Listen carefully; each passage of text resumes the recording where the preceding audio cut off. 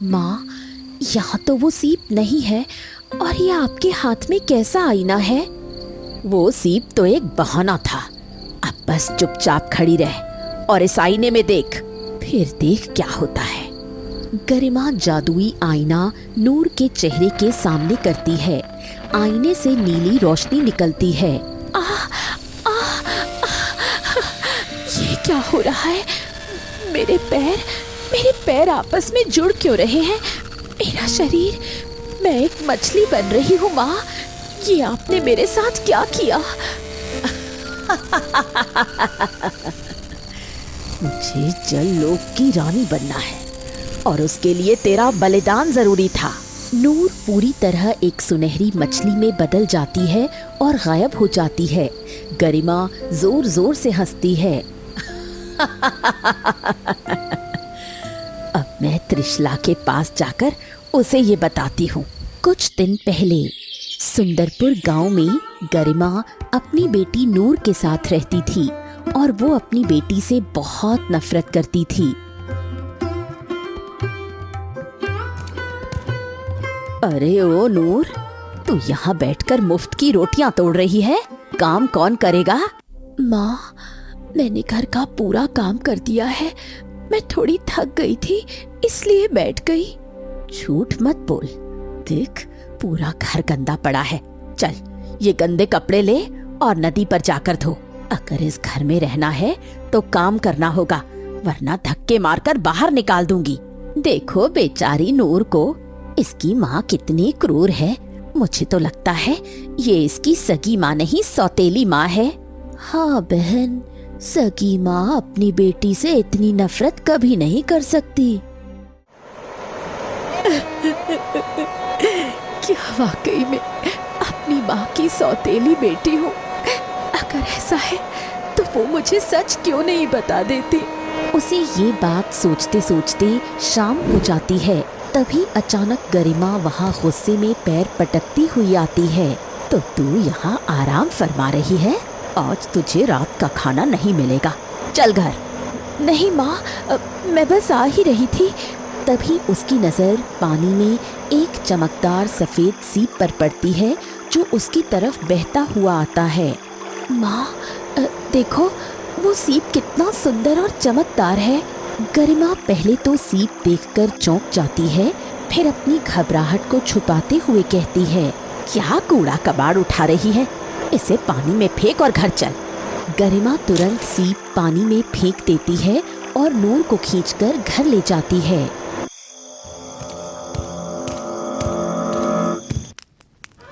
आओ गरिमा, मैं जानती थी तुम आओगी। बताओ, क्यों आई हो? गरिमा उसे सारी बात बताती है। इसका मतलब जललोक की रानी का पद खाली हो चुका है, लेकिन उस गद्दी पर बैठने के लिए तुम्हें अपनी बेटी नूर का बलिदान देना होगा और उसे एक मायावी श्राप में धकेलना होगा। मैं कुछ भी करने को तैयार हूँ, बस मुझे वो पद चाहिए। तभी उसे त्रिशला जादुई शक्तियाँ बिखेरते हुए एक आईना देती है। ये लो जादुई आईना। अपनी बेटी को नदी किनारे ले जाकर ये आईना दिखाना, जिससे तुम्हारा काम हो जाएगा। तभी वो तुरंत नूर के पास जाती है। अरे नूर, उठ। तुझे पता है, वो सीप जो हमने नदी किनारे देखा था, वो वाकई बहुत कीमती था। चल, उसे ले लेते हैं।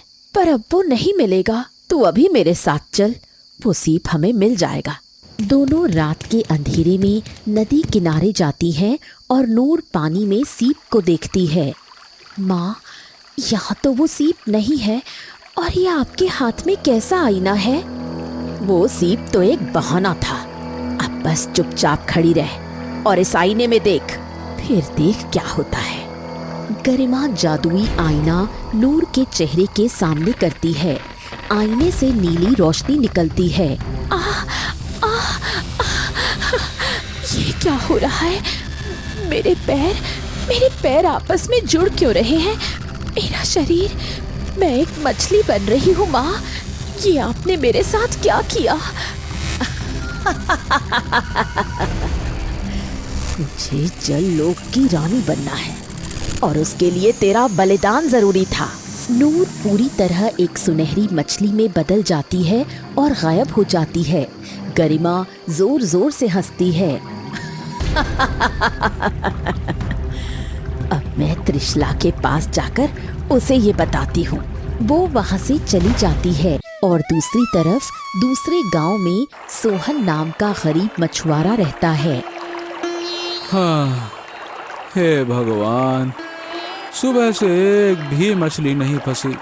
माँ बीमार है, घर में खाने को दाने नहीं है, क्या बताऊं। तभी गांव का एक घमंडी आदमी वहाँ आता है। ए सोहन, तुमसे ना हो पाएगा। इस नदी में अब मछलियाँ नहीं बची, जाकर कोई और काम ढूंढो। रघु हंसते हुए वहाँ से चला जाता है। मुझे हिम्मत नहीं हारनी चाहिए, पैसा तो हर हाल में कमाना है। हाँ, एक काम करता हूँ, मैं पास के दूसरे गांव की बड़ी नदी में जाऊंगा, शायद वहां कुछ मिल जाए। हाँ। सोहन वहाँ से चला जाता है। अरे बाप रे बाप, इतनी सुंदर जल परी और इतने सारे खजाने के साथ। हाँ, क्या तुम्हें ये खजाना चाहिए? मेरे पास आओ, मुझे छुओ तो तुम्हें सब कुछ मिल जाएगा। हाँ हाँ हाँ हाँ हाँ हाँ, मैं अमीर बनना चाहता हूँ, मैं बहुत अमीर बनना चाहता हूँ। जैसे ही वो मोहन जलपरी को छूता है, पानी उसे अंदर खींच लेता है और अचानक वो जलपरी उदास हो जाती है। फिर धीरे धीरे गांव के सारे लोग गायब होने लगते हैं। अरे भाई, तुम उस नदी में मत जाओ, वहाँ जो भी जाता है वो लौट कर नहीं आता। क्या बात कर रहे हो? ऐसा कुछ नहीं है भाई, ये सब अंधविश्वास है, फालतू की बातें। अरे ठीक है, अरे भाई मेरा काम था बताना, मैंने बता दिया, बाकी तुम्हारी मर्जी, जाओ मजे करो। गोपाल वहाँ से चला जाता है और सोहन नदी किनारे जाता है। तभी अचानक वही जलपरी खजाने के साथ प्रकट हुई। अरे, ये तो जलपरी है। हाँ सोहन, मुझे पता है तुम बहुत गरीब हो, तुम पैसे के लिए यहाँ आए हो। मुझे छुओ और बन जाओ धनवान।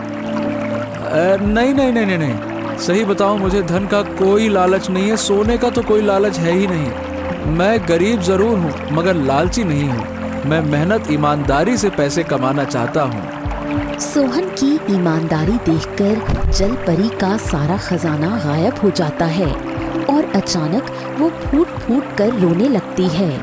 अरे जलपरी, क्या बात है, तुम रो क्यों रही हो? क्या हो गया?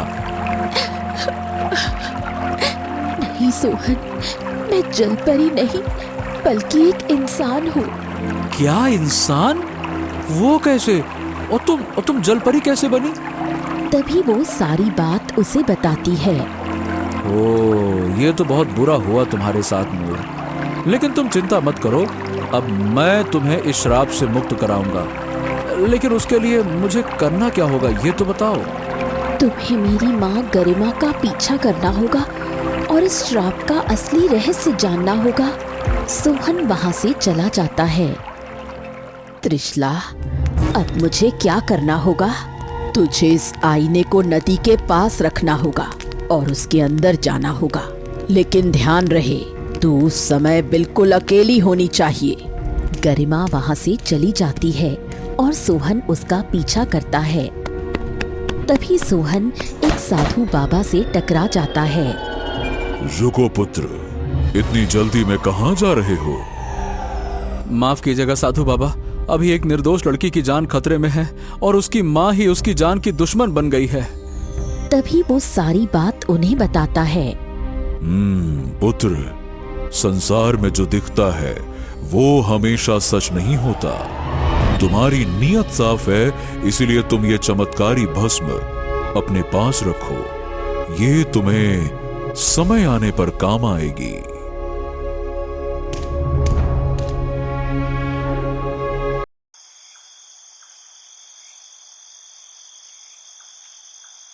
अरे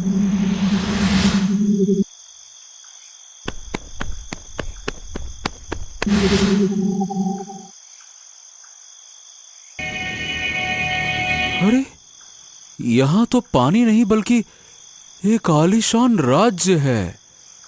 हाँ, शायद यही जल लोक है। तभी गरिमा उसे देख लेती है। तुम कौन हो और यहाँ क्या कर रहे हो? हाँ, मैं तुम्हारे पीछे आया हूँ क्योंकि मैं तुम्हारी सच्चाई जान गया हूँ कि तुम अपनी ही बेटी की जान की दुश्मन हो। ये सुनते ही अचानक गरिमा फूट फूट कर रोने लगती है। तुम यहाँ क्यों आए हो? तुमने सब बर्बाद कर दिया। मेरी बरसों की कोशिश मिट्टी में मिल गई।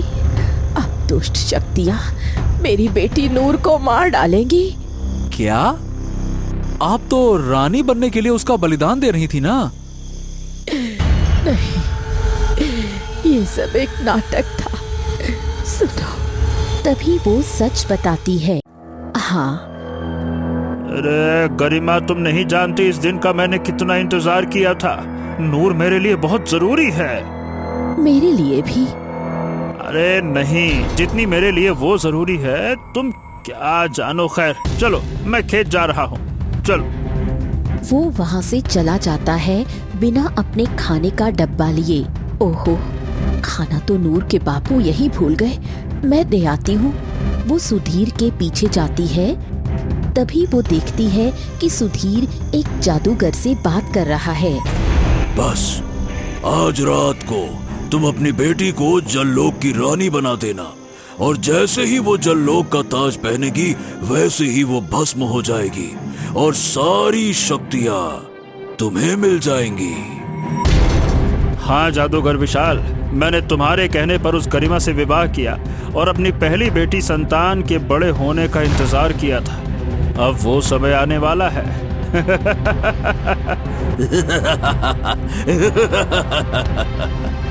वो दोनों हंसते हैं जबकि गरिमा उनकी बात सुन लेती है।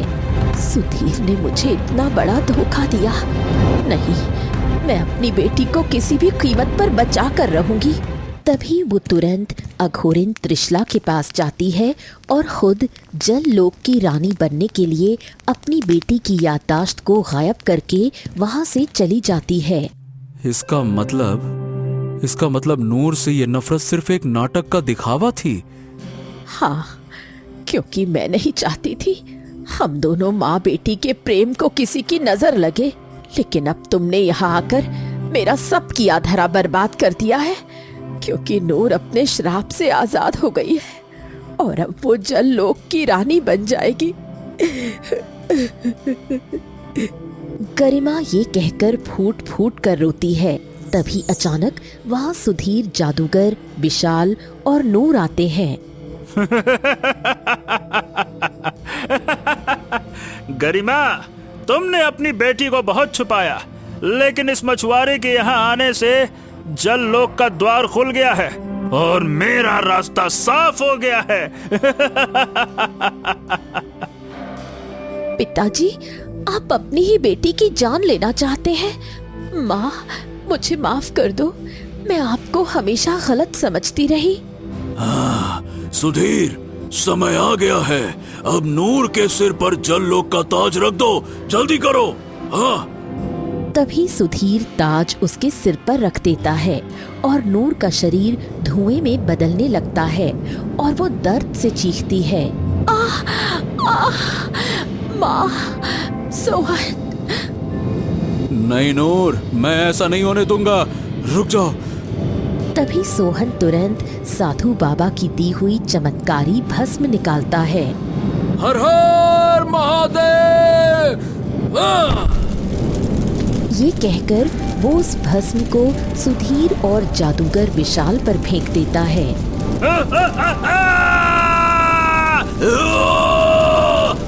ये भस्म हमें जला रही है।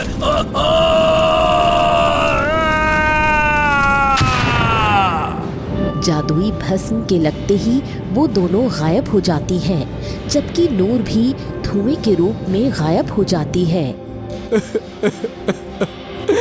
नूर, मैं तुम्हें नहीं बचा पाया।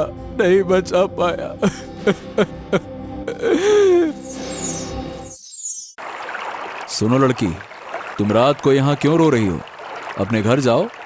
लड़की चेहरा उठाती है, जिसे देखकर सोहन और गरिमा हैरानी से खुश होते हैं। बेटी, तुम जीवित हो? हाँ माँ, सोहन ने जो भस्म फेंकी थी उसका एक कतरा मेरी रूह पर भी पड़ा था, जिसने मेरा श्राप खत्म कर दिया। इसलिए सोहन, क्या तुम मुझसे विवाह करोगे? हाँ नूर, मैं तुम्हें हमेशा खुश रखूंगा, हमेशा। सोहन और नूर का विवाह हो जाता है और वो खुशी खुशी साथ रहने